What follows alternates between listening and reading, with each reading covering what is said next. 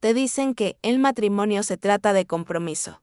Te dicen que el amor es paciente, que todo lo soporta. Pero nadie te cuenta la verdad aterradora, que a veces, la persona que duerme a tu lado, la persona a la que le prometiste tu vida, es un extraño usando una máscara. Y cuando esa máscara finalmente cae, no sucede de golpe. Ocurre en los momentos silenciosos, en las pausas entre las palabras. Hasta que, un día te encuentras parada entre los escombros de tu vida, preguntándote cómo no viste venir el terremoto. Tengo 24 años. Estoy sentada en una habitación de huéspedes que no es mía, mirando una maleta que contiene todo lo que poseo actualmente. Mi mano descansa sobre mi vientre, sintiendo los pequeños movimientos de una vida que ni siquiera ha comenzado todavía. Una vida que la mitad de mi familia cree que arruinó todo solo por existir. Miro mi teléfono y se ilumina con otra notificación, otra súplica, otra acusación. Dicen que estoy tirando mi futuro a la basura. Dicen que estoy exagerando ante un momento de estrés. Dicen que le estoy robando su hijo a un padre. Pero yo sé algo que ellos se niegan a admitir. Sé que no estoy huyendo para destruir una familia. Estoy huyendo para salvar una. Si pudiera volver atrás y hablar con la chica que yo era hace 2 años, no gritaría. Simplemente tomaría su mano con suavidad y le diría que observara con atención. No los grandes gestos, sino los pequeños, porque ahí es donde se esconde la verdad. Me llamo Emma. Y para entender por qué estoy aquí sentada sola, aterrorizada pero extrañamente lúcida, tienen que entender quién era Adam, o al menos quién creía yo que era. Estuvimos juntos 6 años en el gran esquema de una vida. Eso puede no parecer mucho, pero fue toda mi vida adulta. Fue un cuento de hadas. No uso esa palabra a la ligera. Adam era todo lo que se supone que debe ser una pareja. Tenía 30 años, era responsable, estable y amable. Vivimos juntos antes de casarnos. Y era una sociedad en el sentido más puro de la palabra. Ambos trabajábamos a tiempo completo. Ambos llegábamos a casa agotados. Y ambos construimos nuestro hogar juntos. Él preparaba la cena, lavaba la ropa sin que se lo pidiera. Cuando yo estaba enferma, él era quien cambiaba las sábanas y me traía té. No había marcadores ni cuentas pendientes. Solo éramos nosotros. Ambos provenimos de orígenes de Medio Oriente, criados por familias donde la tradición es la ley, y el hombre es el rey de su castillo. Pero Adam y yo éramos diferentes. Nos criamos aquí. Crecimos viendo Friends y yendo a escuelas mixtas. Nos reíamos de las mentalidades de la vieja escuela. De nuestros padres, juramos que seríamos socios iguales. Le creí. Dios, le creí con cada fibra de mi ser. Pero eso cambió en el momento en que se secó la tinta de nuestro certificado de matrimonio. No fue una erosión gradual. Fue un precipicio. Se sintió como una estafa, un truco que me jugó el universo. La primera semana después de la boda, llegué a casa y encontré el fregadero lleno de platos. Adam estaba en el sofá. Le pregunté si podía ayudar, tal como siempre lo había hecho. Me miró, no con malicia, sino con un extraño y frío desapego, y dijo que estaba cansado. Lo dejé pasar. Todos se cansan. Pero luego sucedió de nuevo, y de nuevo. La ropa sucia se acumulaba. Los pisos se ensuciaban. Cuando lo confronté, el hombre que solía prepararme sopa cuando tenía fiebre me miró a los ojos y me dijo que la casa era mi dominio. Sentí que el aire abandonaba la habitación. Me dijo que, como yo solo aportaba alrededor del 20% de los ingresos de nuestro hogar, mi trabajo era básicamente un pasatiempo, dijo que su tiempo valía más. Me dio un discurso sobre cómo él hace las cosas de hombres, los cambios de aceite, cortar el césped, así que yo debería hacer el trabajo pesado diario. Lo dijo con tanta calma, como si le estuviera explicando la gravedad a un niño. Me defendí. Lloré. Le dije que esto no era lo que habíamos acordado, y por un momento se disculpó. Pero el comportamiento nunca cambió. Y la peor parte no fue el cambio de Adam. Fue el coro de voces diciéndome que lo aceptara. Mi propia madre, una mujer que ha sufrido en silencio toda su vida, me dijo que ningún hombre realmente quiere hacer las tareas del hogar y que debería estar agradecida de que él provea. Su madre estuvo de acuerdo. Sentí que las paredes se cerraban. Me sentí loca. ¿Estaba exigiendo demasiado? ¿Era la igualdad solo una fantasía que había inventado en mi cabeza? No lo entendí entonces. Pero ese fue el momento en que algo se rompió silenciosamente dentro de nuestra familia. Fue la primera grieta en los cimientos.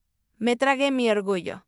Asumí la carga, fregué los platos y doblé la ropa, diciéndome a mí misma que el matrimonio es compromiso. Me dije a mí misma que él estaba estresado, que todavía me amaba.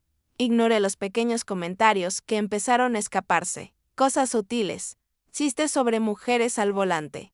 Comentarios sobre compañeras de trabajo emocionales, los ignoré. No quería ver el patrón. Entonces llegó el embarazo. Estábamos llenos de alegría. O más bien, él estaba lleno de alegría por una idea específica que tenía en su cabeza, desde el momento en que apareció la segunda línea en esa prueba. Adán decidió que el bebé era un niño. No lo esperaba, lo afirmaba como un hecho. Mi hijo, decía. Frotando mi vientre. Va a ser fuerte. Trate de calmarlo. Podría ser una niña, le decía suavemente. Aún no lo sabemos. Él simplemente se reía. Un sonido despectivo y arrogante. De ninguna manera. Yo no hago niñas. Estoy seguro de que es un niño. Los hombres de mi familia solo hacen niños. Empezó a comprar ropa azul. Compró un pequeño guante de béisbol. Hablaba de su legado, de tener a alguien que llevara su apellido, alguien con quien realmente pudiera hablar, implicando fuertemente que realmente no podía hablar con una mujer. No quería reventar su burbuja. Pensé que era solo emoción. Pensé, una vez que el bebé esté aquí, lo amará sin importar qué. No me di cuenta de que para Adam, este niño no era una persona. Este niño era una proyección de su propio ego. Yo, ni siquiera quería una fiesta de revelación de género. Para mí, se sentía excesivo, un desperdicio de dinero que podríamos estar ahorrando. Pero mi suegra insistió. No aceptaba un no por respuesta y Adam la apoyó. Déjalo celebrar a mi hijo, dijo. Así que mi hermana lo organizó. Ella era la única que parecía preocuparse por lo que yo quería. Así que lo hizo una sorpresa. Para ambos para mantenerlo justo. El día de la fiesta, el sol brillaba. El patio trasero estaba lleno de familiares y amigos. Adam llevaba una camisa azul. Sus amigos vestían de azul. Había tantas risas, tanta anticipación. Recuerdo mirarlo a través de la multitud. Verlo sonreír y sentir una repentina oleada de ansiedad.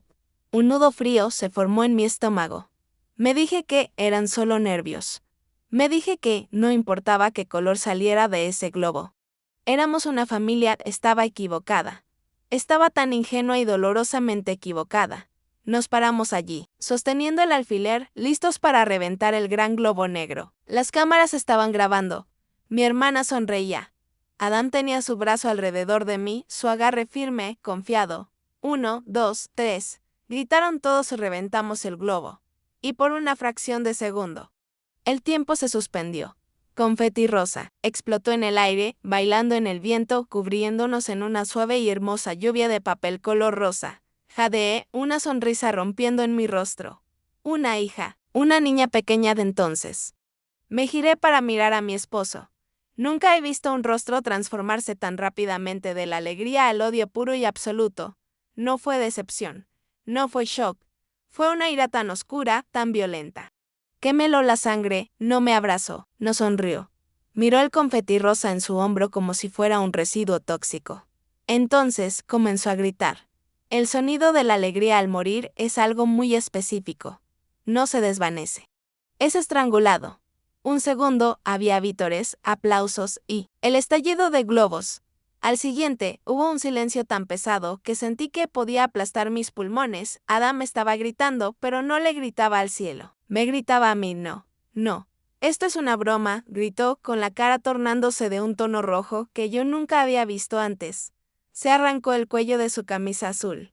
Los botones saltaron y repiquetearon contra las piedras del patio. Dime que esto es una broma, Emma. Dime que no hiciste esto. Me quedé congelada, con las manos aún medio levantadas en celebración, el confeti rosa asentándose en mi cabello como ceniza. Adam, tartamudeé. Mi voz sonando pequeña y patética al aire libre. Es una niña. Vamos a tener una hija. No me escuchó. O eligió no hacerlo. Se volvió hacia el hermoso arco de globos que mi hermana había pasado horas armando. Con un empujón violento, lo derribó. Los globos estallaron y se dispersaron, rodando por la hierba.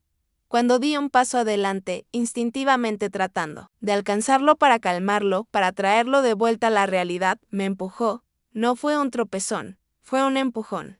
Fuerte, no me caí, pero retrocedí tambaleándome, sosteniéndome en el borde de una mesa. La multitud jadeó. Ese sonido, esa inhalación colectiva de nuestros padres, nuestros primos, nuestros amigos, fue el momento en que se instaló la humillación.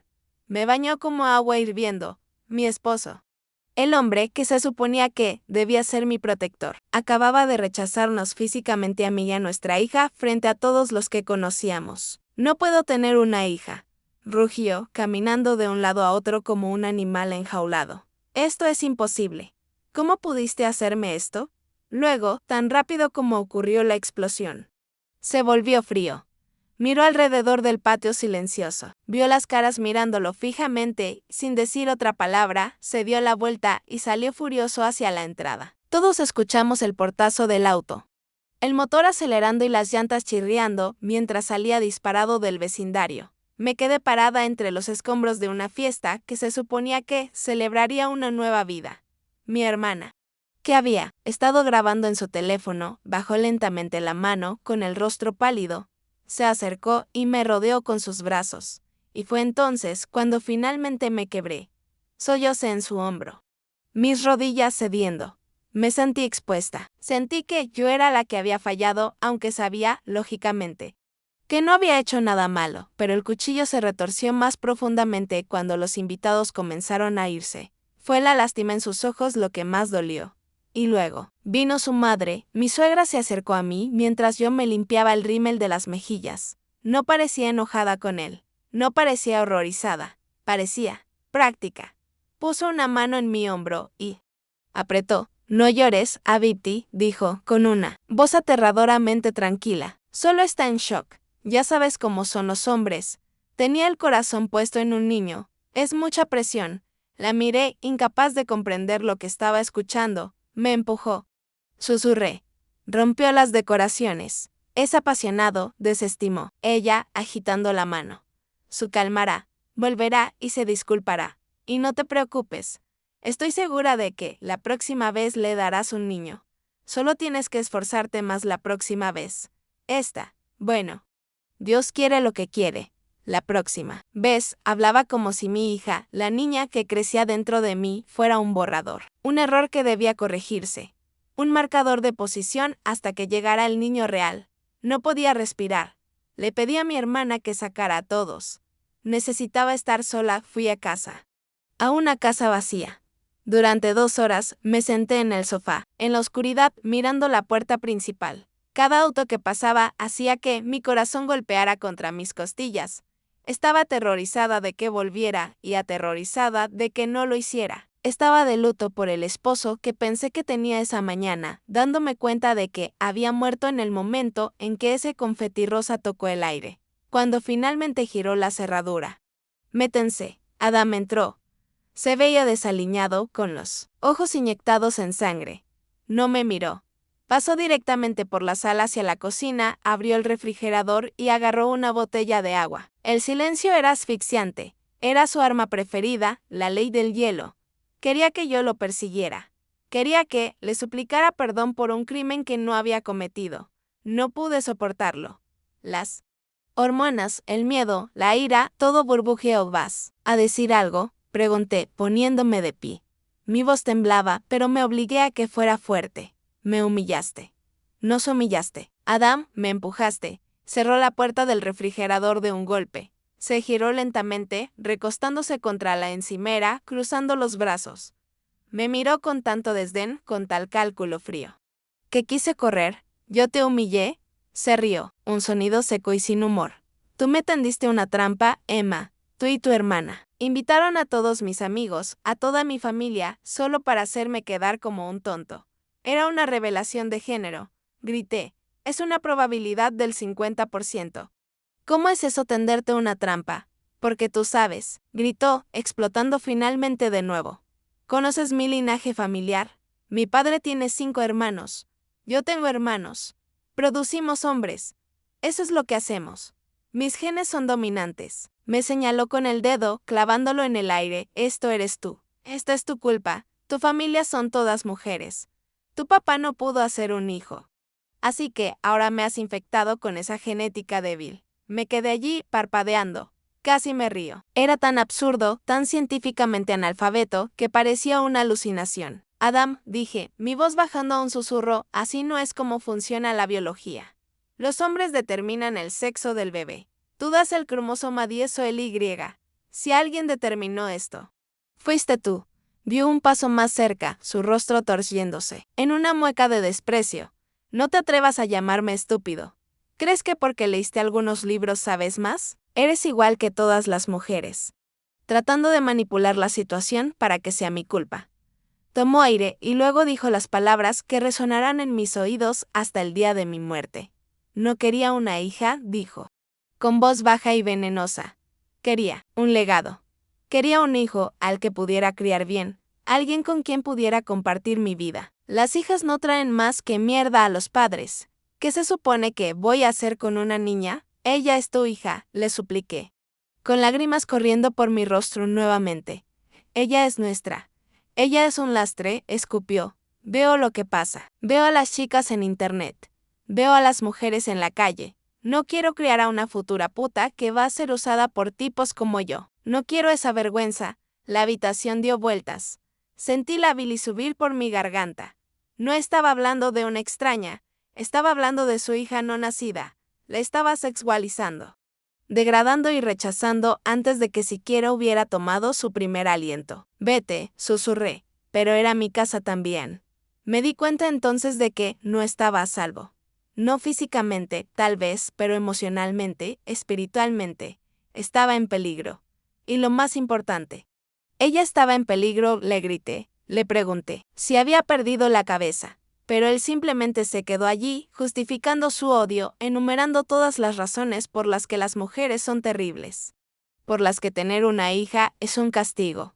Agarré mis llaves, no hice una maleta, no tomé un cepillo de dientes. Simplemente corrí. La primera noche en casa de mi hermana no dormí. Me quedé acostada en su cama de invitados, mirando al techo, escuchando el zumbido desconocido de su refrigerador, sintiéndome como una intrusa en mi propia vida. Me la pasé esperando que la policía tocara a la puerta o que Adam irrumpiera. O que yo me despertara y me diera cuenta de que la revelación de género había sido una pesadilla provocada por la ansiedad. Pero cuando salió el sol, la sensación de pesadez en mi pecho cejía ahí. Y también los mensajes. Mi teléfono se convirtió en un arma que tenía miedo de tocar. Vibraba incesantemente en la mesita de noche. Un latido implacable de culpa y acusación. No era solo Adam. Eran todos. El pueblo, que se suponía que debía criar a esta niña, era ahora la turba que intentaba obligarme a volver al edificio en llamas. Mi suegra fue la primera en llamar. No debía haber contestado. Pero el condicionamiento es profundo. Me criaron para respetar a los mayores, para suavizar las cosas, para escuchar. Cuando contesté, su voz era dulce como el almíbar, el tipo de tono que usas con un niño pequeño que tiene una rabieta. Emma, querida, arrulló. ¿Dónde estás? Adam está enfermo de preocupación. Dice que te fuiste corriendo sin siquiera llevar un abrigo. Estoy a salvo, dije, con la voz ronca de tanto llorar. Estoy en casa de Sara. Sara es una mala influencia, dijo, y la dulzura cayó solo una fracción. Ella es soltera. No entiende la santidad de un hogar. Tienes que volver. Emma Adam lo siente. Solo estaba desahogándose. Ya conoces a los hombres. Tienen sentimientos grandes, pero no los dicen en serio. Llamó a nuestra hija un castigo, dije, con la mano temblando. Dijo que no quería una puta. Dijo esas palabras, Salma. ¿Cómo hago para no haber escuchado eso? Ay, basta, espetó. Su paciencia evaporándose. Estaba de luto. Pensó que tenía un hijo. Es una pérdida para un hombre. Está siendo hormonal y dramática, y si sigues así, vas a arruinar la vida de tu hija. ¿Quieres que crezca en un hogar roto? ¿Quieres ser madre soltera a los 24 años? Debería darte vergüenza siquiera pensar en romper tus votos por un momento de ira. Colgué. Me sentía enferma. Hogar roto. Las palabras resonaron en mi cabeza. Un hogar estaba roto porque un padre se iba, o estaba roto porque el padre se quedaba y envenenaba el agua luego. Llamó a mi propia madre. Esta era la llamada que más temía. Quería que ella fuera mi leona. Quería que dijera, ven a casa, yo te protegeré, pero sabía, en el fondo, que no lo haría. Mi madre pertenece a una generación de mujeres que ven el aguante como una virtud, para ella. Un marido que paga las facturas y no te pega todos los días es un buen hombre. Tienes que volver, dijo, saltándose las cortesías. Mamá, fue violento, susurré. Rompió la ventana del auto. Me empujó. No te pegó. Me corrigió al instante, te empujó. Hay una diferencia. Escúchame, Emma. Estás embarazada. Estás emocional. Una vez que nazca esa bebé, una vez que él vea su carita, se derretirá. La amará. Los hombres solo necesitan tiempo para adaptarse. No tallarse un matrimonio por la borda por esto. ¿Crees que es fácil estar sola ahí fuera? ¿Crees que otro hombre querrá criar al hijo de otro hombre? Sus palabras cortaron más profundo que las de Adán porque confirmaron mi miedo más profundo, que estaba sola, que las mujeres que deberían haber entendido eran en realidad las guardianas de mi prisión. Me estaban diciendo que mi seguridad era secundaria a su reputación. Me estaban diciendo que el valor de mi hija era algo que ella tenía que ganarse, de su padre, en lugar de algo con lo que había nacido.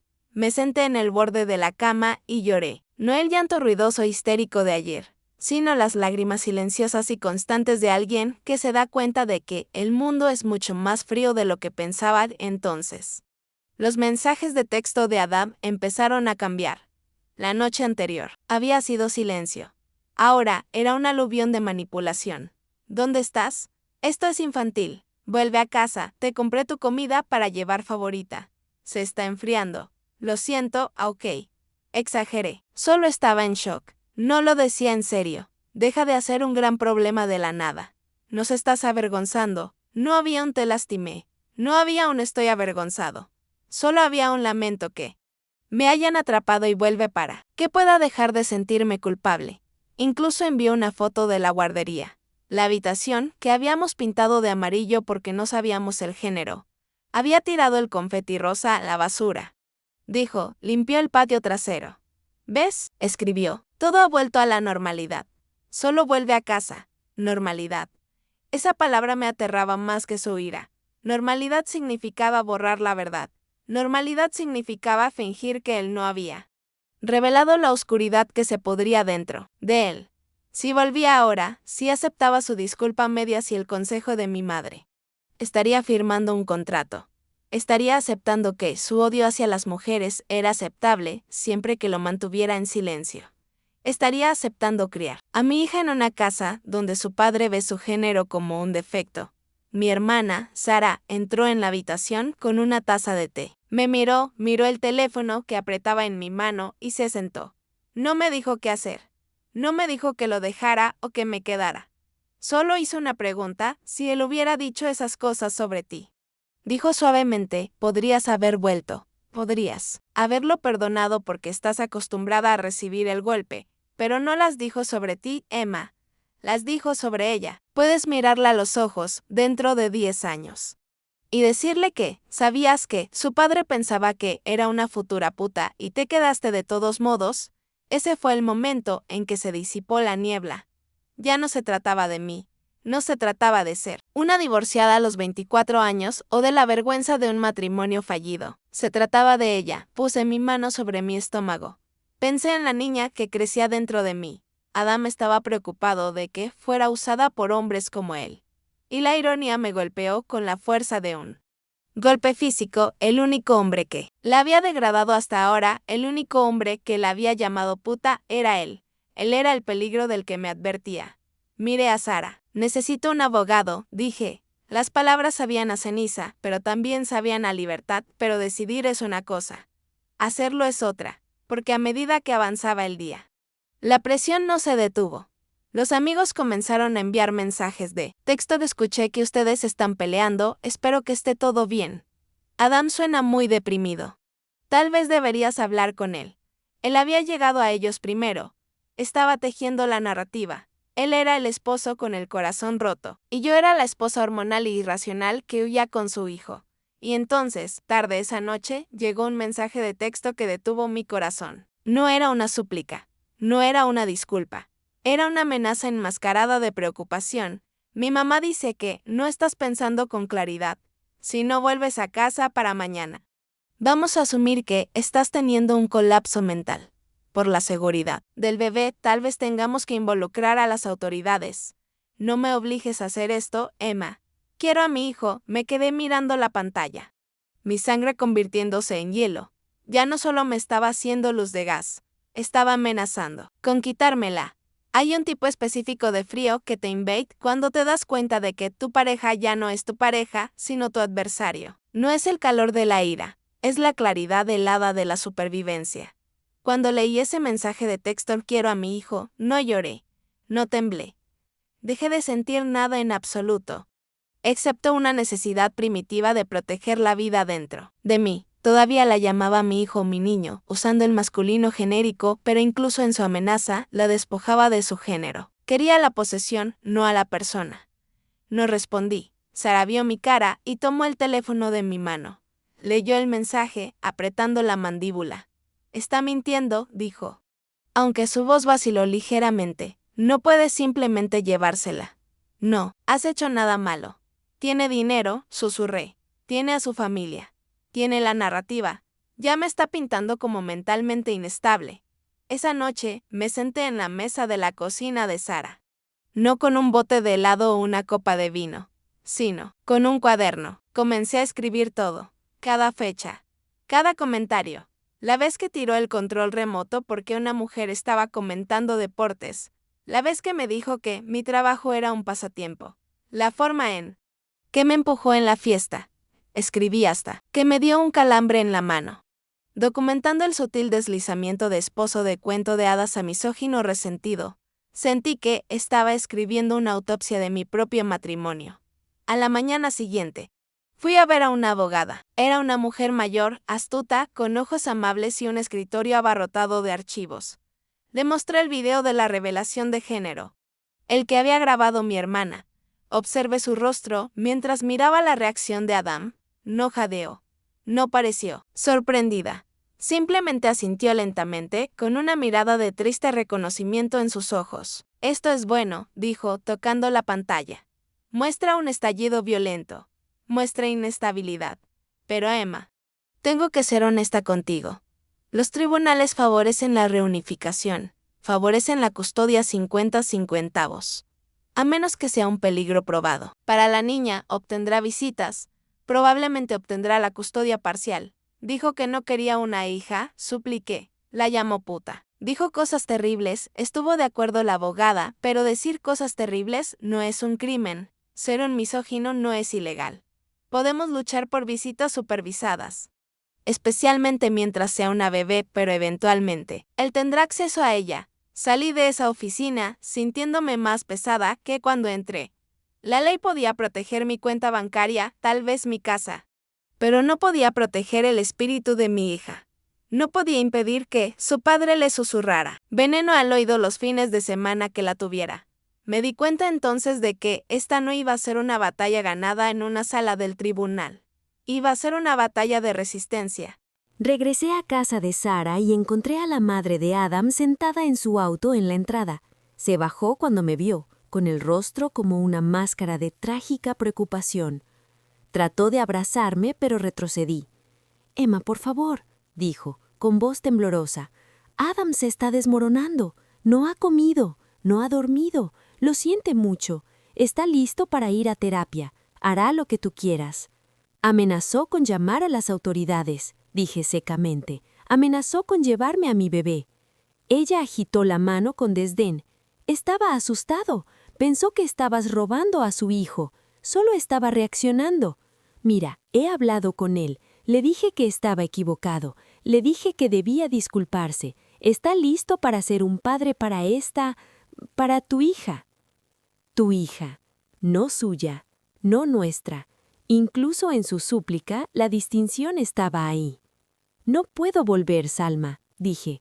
No puedo criar a una niña en una casa donde su existencia es una decepción. Ella me miró entonces y la máscara cayó. La dulzura se desvaneció, reemplazada por una mirada dura y de acero. «Estás cometiendo un error», dijo con frialdad. ¿Crees que puedes criar a un niño sola? ¿En esta economía? ¿Sin padre? Vas a luchar, serás pobre, y tu hija crecerá odiándote por mantenerla alejada de su papá. ¿Tu orgullo vale eso?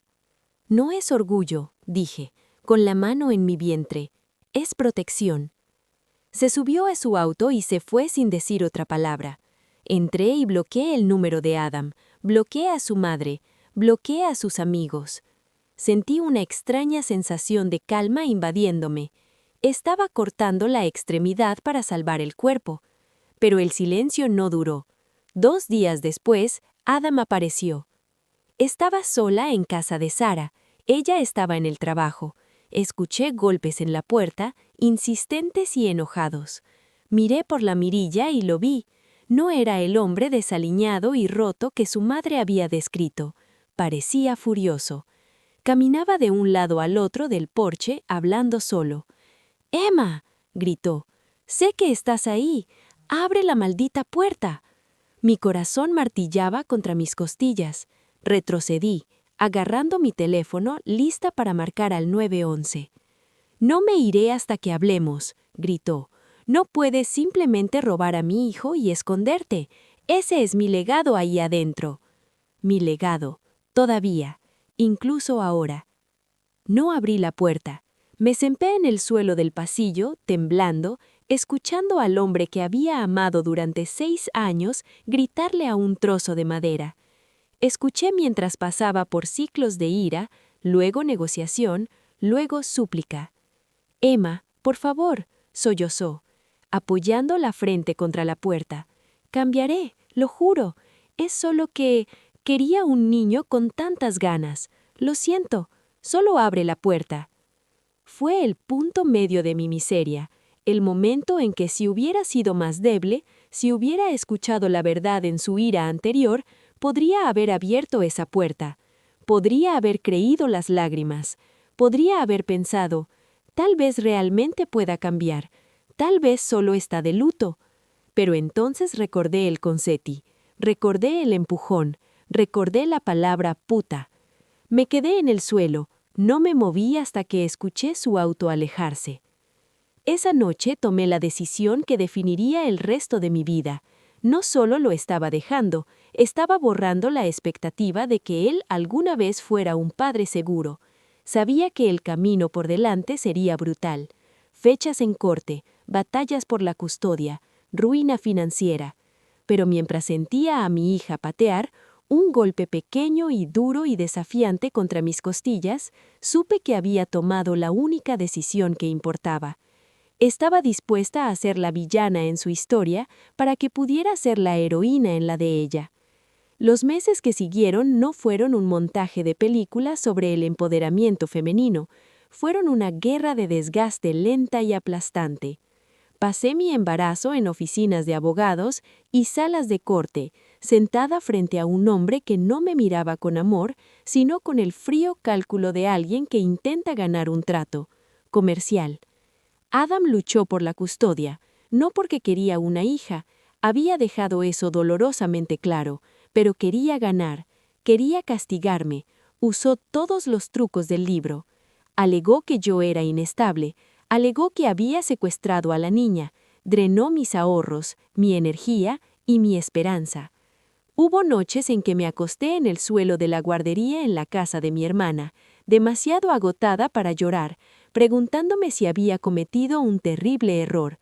Tal vez un padre que odiaba a su hija era mejor que ningún padre.